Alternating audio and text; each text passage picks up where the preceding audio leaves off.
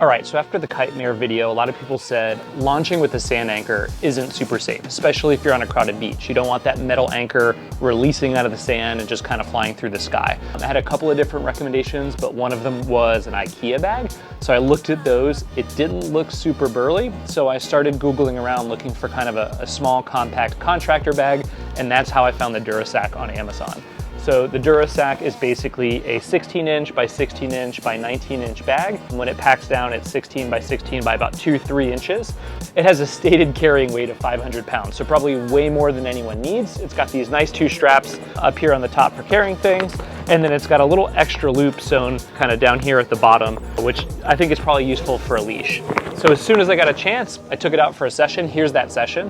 All right, so we got some east wind. I'm at a different spot than my normal spot. And today we're gonna test this Durasac bag I got off Amazon as a kite anchor.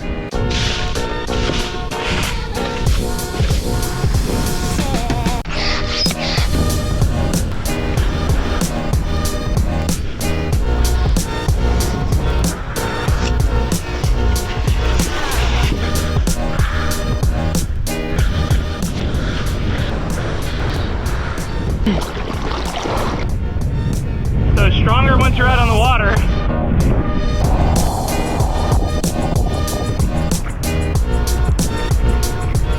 The Durasac bag anchor worked great.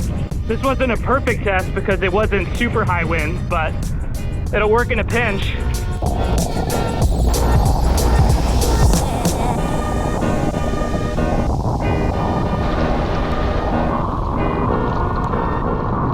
So fun session, wind picked up a ton, and now the sun came out, so the beach is filling up. And so one of the advantages of the Durasac is that you can just pick it up and move it. Now this one's super heavy, but you can move it.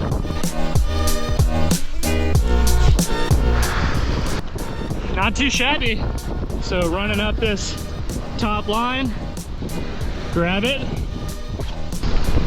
there you go. So yeah, just to recap my thoughts on the Durasac, I think in terms of pros, it's definitely light, it's definitely cheap, it's definitely strong enough, it's red, it's big, you're gonna see it on the beach, no one's gonna trip over it. It gets so heavy when you fill it up with sand, no one's gonna walk away with it. And then probably the last pro is this little loop down here. I think I would rig my chicken loop up here on these big straps, and then I would put a second safety leash down here. I would hook it to the safety release of the bar. That way I could just eject and I would have it back up here. I think that's just an overall safer system to be using.